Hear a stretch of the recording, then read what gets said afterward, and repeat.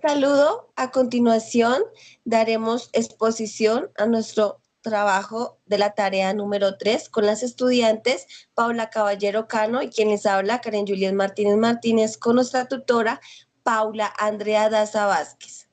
Bueno, el metabolismo es el conjunto de procesos químicos que tiene lugar en las células de los seres vivos. Para mantener sus funciones vitales se divide en dos procesos principales, que es el anabolismo y el catabolismo, que son complementarios y están interrelacionados. El anabolismo se comprende desde las reacciones que construyen las moléculas complejas a partir de precursores más simples, utilizando energía. Estas reacciones son fundamentales para el crecimiento y la reparación y almacenamiento de la energía en el organismo.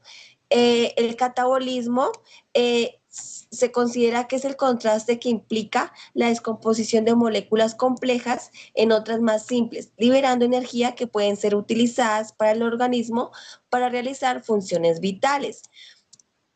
El metabolismo primario es considerado en las plantas, abarca las reacciones bioquímicas fundamentales para el crecimiento y desarrollo y manteniendo las funciones vitales. Esas reacciones son responsables de la obtención y el uso de la energía, la síntesis de moléculas básicas como carbohidratos, lípidos, proteínas y ácidos nucleicos, y son indispensables para la vida de la planta.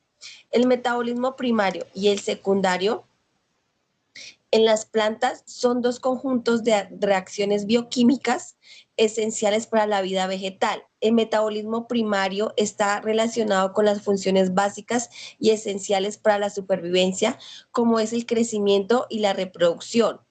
Por otro lado, el metabolismo secundario produce compuestos que, aunque no son esenciales para la vida inmediata de la planta, son cruciales para su interacción con el ambiente, como la defensa contra herbívoros y patógenos o la atracción de polinizadores. En la respiración aeróbica tenemos que este proceso metabólico en el que las células descomponen moléculas orgánicas, principalmente en la glucosa, en presencia de oxígeno para producir ATP, CO2 y agua, que consta de glucólisis, ciclo de Krebs y fosforilización oxidativa.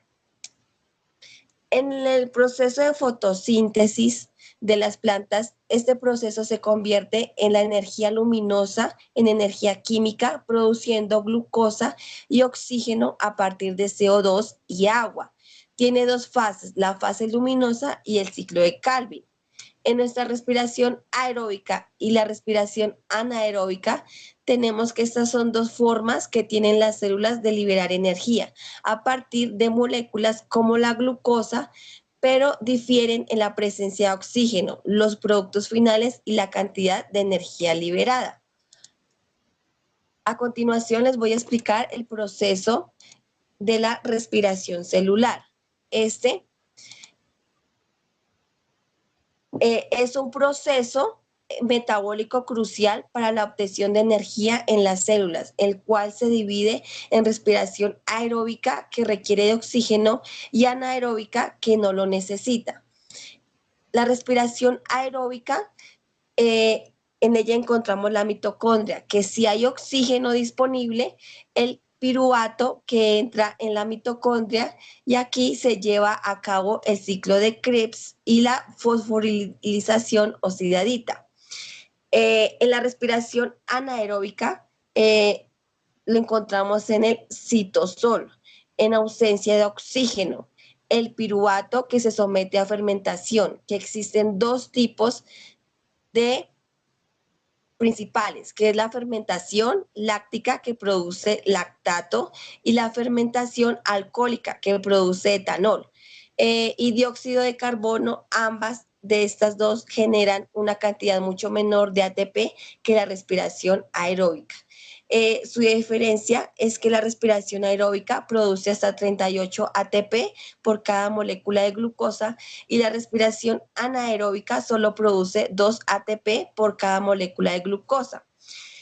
La glucólisis es la primera etapa tanto en la respiración aeróbica como anaeróbica. En ella una molécula de glucosa se degrada en 2 moléculas de piruvato.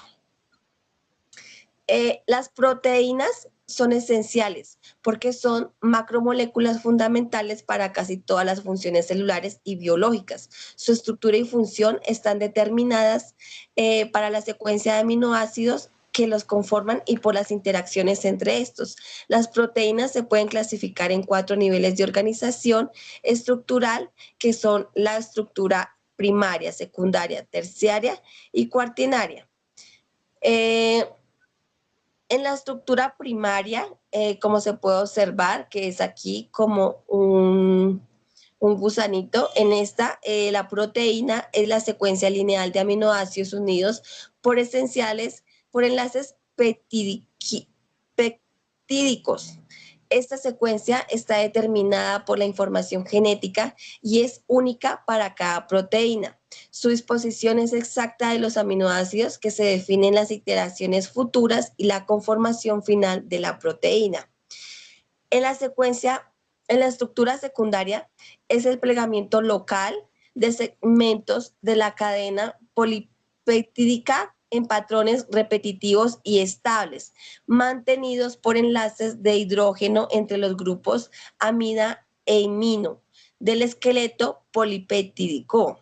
Los 2 tipos más comunes de estructura secundaria son el hélice, que es la estructura helicoidea, en la que la cadena polipeptídica se enrolla sobre sí misma, así como se puede observar en la imagen, que es muy diferente a la estructura primaria. En la estructura terciaria se refiere al plegamiento tridimensional complejo de una cadena polipéptica. Este plegamiento es el resultado de interacciones entre los grupos R de los aminoácidos, tales como enlaces de sulfuro, interacciones hidrofóbicas, puentes de hidrógeno y fuerzas electrostáticas. La estructura terciaria es crucial para la función de la proteína, ya que se determina su forma final y sitios activos, y pues su estructura es mucho más diferente a la que podemos observar, que es la primaria y la secundaria. Tenemos que la fosforilización oxidativa es el proceso bioquímico principal a través del cual las células aeróbicas producen ATP. La molécula energética es clave a partir de la energía liberada de las reacciones de la cadena del transporte de electrones. Este proceso tiene lugar en las mitocondrias de las células eucariotas y en la membrana plasmática de las bacterias. A continuación, mi compañera les continúa explicando. Buenas tardes, yo les vengo a hablar un poquito sobre las acuaporinas. Las acuaporinas son pequeñas familias de proteínas, las cuales forman canales de agua que permiten un fluido rápido y más eficiente de las moléculas de agua por medio de la membrana.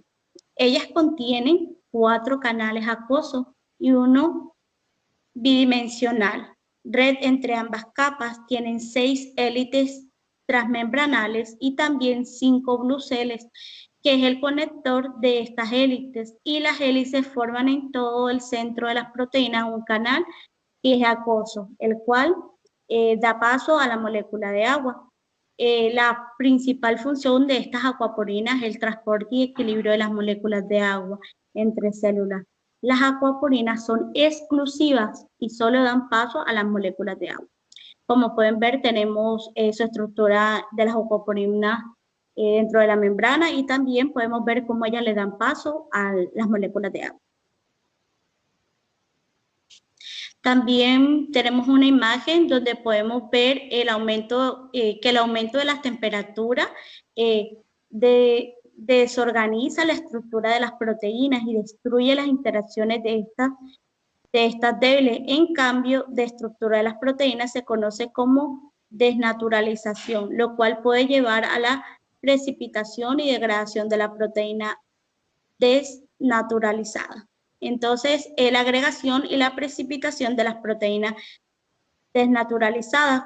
Cuando las proteínas se exponen a altas temperaturas, sufren desneutralización, lo que significa que su estructura tridimensional se altera. Esto puede llevar a que las proteínas se agreguen entre sí, se precipiten y que pierdan la solubilidad.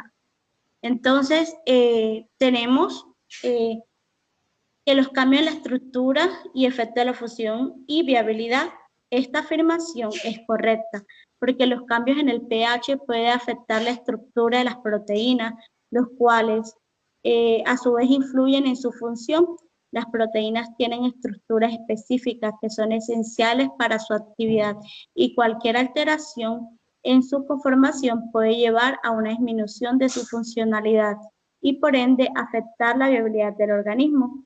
Tenemos que los cambios en los grupos carboxílicos y efectos en la función y viabilidad. Aunque el pH puede influir en los grupos carboxílicos de las proteínas, ya que estos grupos pueden ionizarse dependiendo del pH, no abarcan todos los cambios estructurales que pueden ocurrir en las proteínas debido a la variación del pH.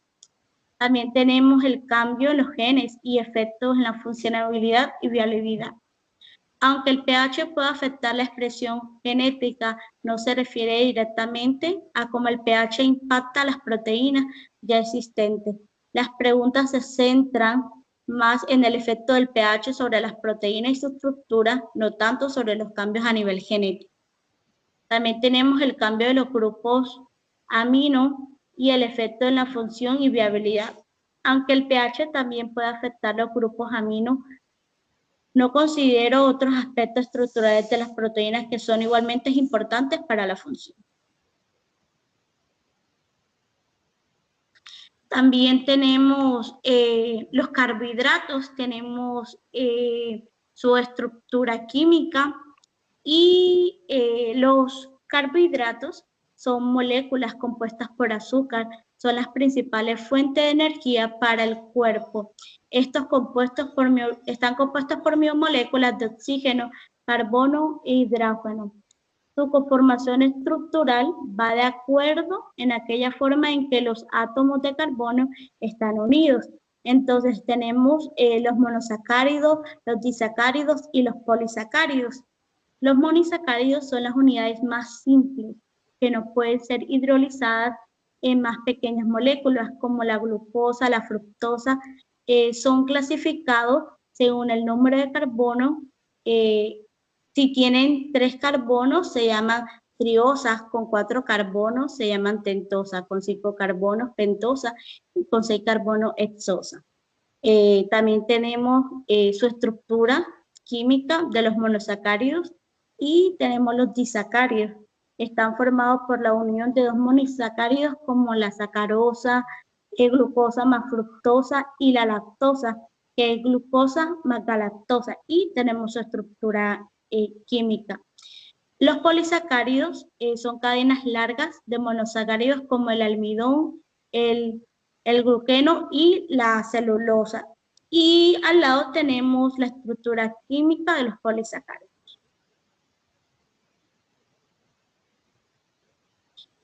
Algo importante que tenemos es el almidón. Es un polisacárido compuesto principalmente por unidades de glucosa y se encuentra en las plantas como una forma de almacenar energía, especialmente abundantemente en semillas, tubérculos y raíces.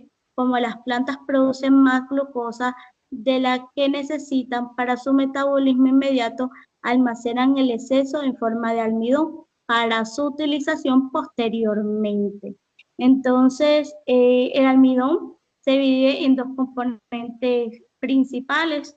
Tenemos la amiloasa, que es una cadena lineal de glucosa inicialmente en enlaces glucosídicos de 1 a 4, tiene una estructura helóica que permite la formación de geles cuando se cocina en agua. También tenemos la amilopectina, es una molécula ramificada compuesta por cadenas de glucosa unidas por enlaces glucósidos de 1 a 4 y se clasifican a través de enlaces del 1 a 6, constituyendo el 70% y el 80% del almidón. Su estructura ramificada permite un mayor compactación y acceso más fácil a las unidades de glucosa cuando se necesita energía. tenemos la estructura química de la amiloasa y la aminopeptina.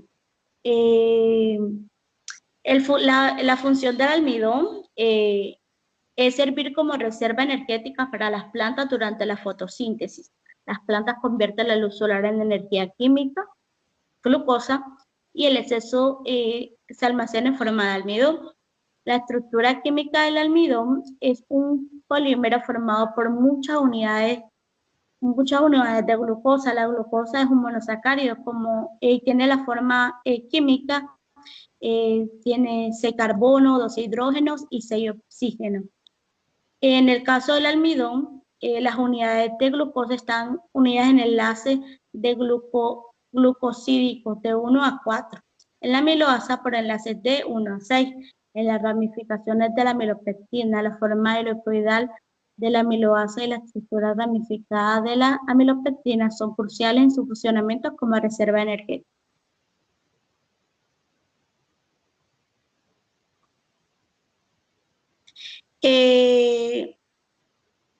Tenemos la celulosa, el cual es el principal componente de las paredes celulares en la raíz. Proporciona rigidez y soporte, lo que permite a las plantas compuestas por cadenas y lineales glucosos unidas por enlaces de glucosis. Tenemos su fórmula química, su estructura química. Está la lingina. La lingina proporciona una rigidez adicional a las paredes celulares, especialmente los tejidos leñosos. Es fundamental para el soporte mecánico en las plantas altas y ayuda a prevenir el colapso de los tejidos. Aumenta la resistencia de las plantas a ataques microbianos y a la degradación por insectos. Contribuye así a la durabilidad de la materia vegetal, presentando una red tridimensional altamente entrelazada que resulta de enlaces covalentes entre sus componentes. Y tenemos su estructura química. Tenemos la hemicelulosa, también se encuentra en las paredes celulares, pero a diferencia de la celulasa, tiene una función más flexible, ayuda a unir a la celulosa con otras moléculas presentes en la pared celular. Su estructura permite que sea más fácilmente degradable que la celulosa, lo cual es útil durante el crecimiento y el desarrollo de la planta. Su estructura consiste en cadenas ramificadas que contienen entre glucosis de 1 a 4 y de 1 a 4, lo que confiere una variabilidad significativa en su composición.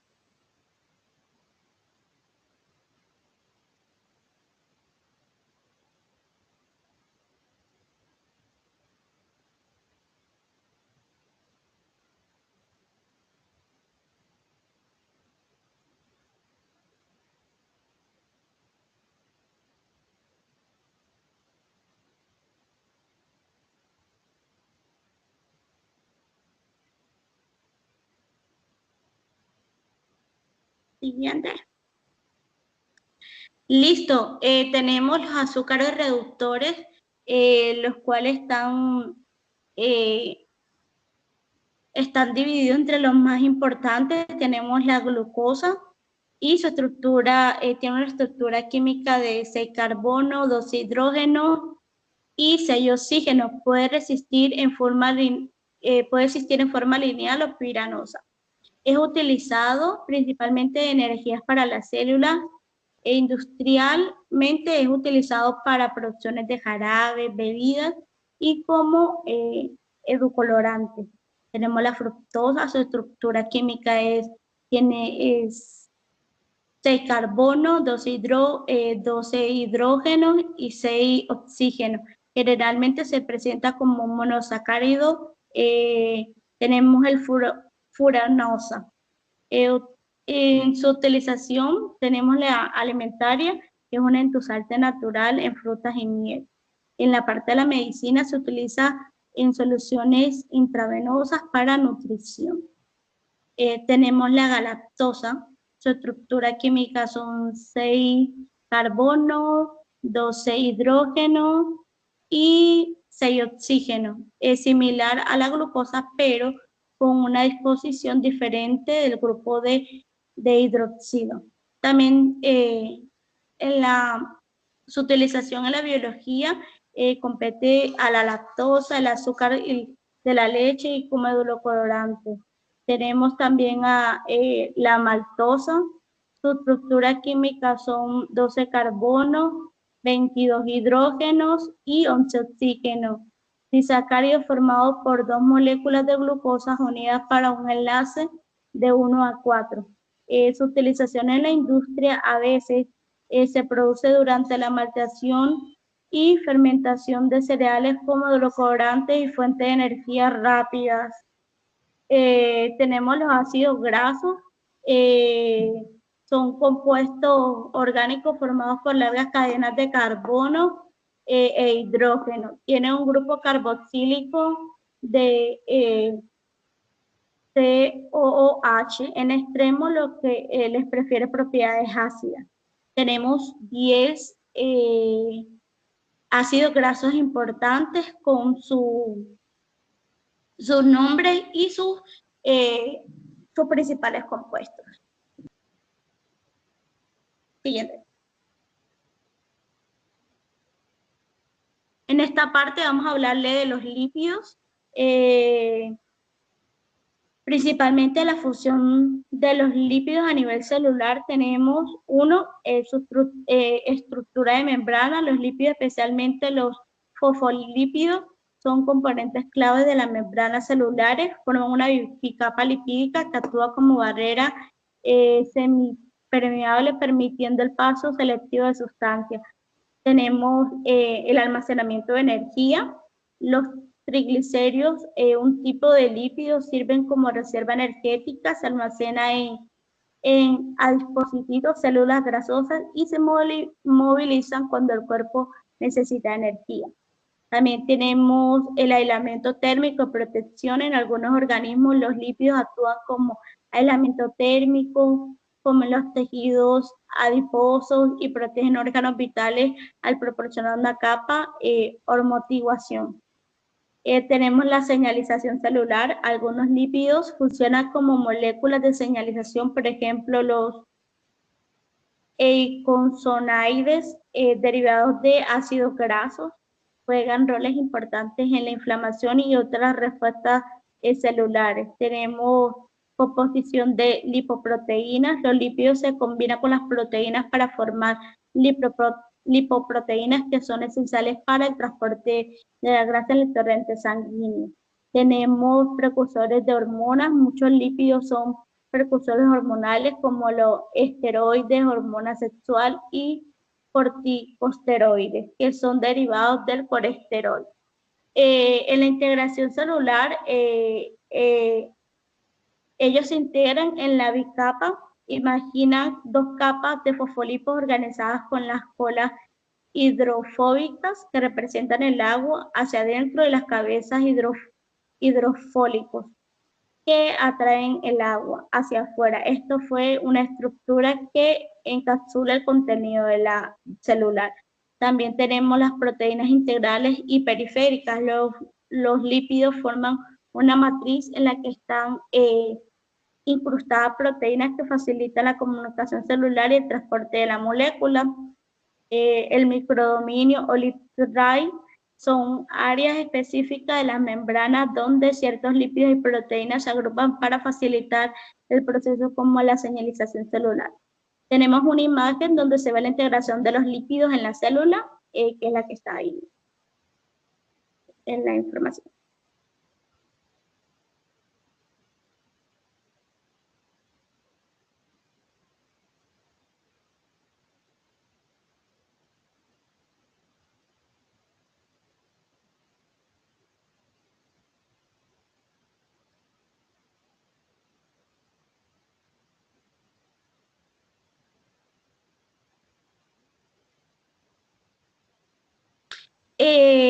Tenemos la estructura vegetal con alta proporción de lípidos.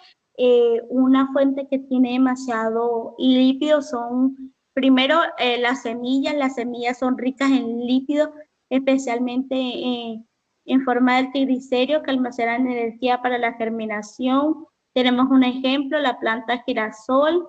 y el tipo de lípido es un ácido linoleico, un ácido graso poliinsaturado, y su estructura química tiene 18 carbonos, 32 hidrógenos y 2 oxígenos. Tenemos los frutos, muchos frutos tienen una alta cantidad de lípidos, especialmente en sus aceites. Tenemos la planta de aguacate como ejemplo, es un ácido oleico, y su estructura química son 18 carbonos, 34 hidrógenos y 2 oxígenos.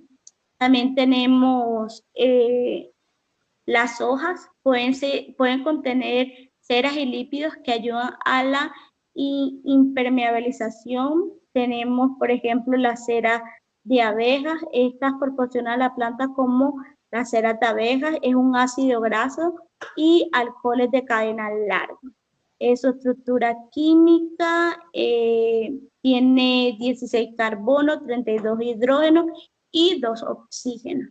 También tenemos tallo y raíz. Algunas especies tienen acumulación de lípidos en sus tejidos de soporte. Tenemos como ejemplo la palma de aceite, es un ácido palmítico. Su estructura química es 16 carbono, 3 hidrógenos y 2 oxígenos. Tenemos por último los tubérculos y raíces comestibles. Algunas raíces y tubérculos almacenan lípidos como fuente de energía. Tenemos como ejemplo la patata, es un ácido oleico, su estructura química son 18 carbonos, 34 hidrógenos y 2 oxígenos. Entonces tenemos que las semillas, fruto, hoja y tallo y raíces son algunas estructuras vegetales que contienen una alta promoción de lípidos, desempeñando funciones cruciales como almacenamiento de energía y protección.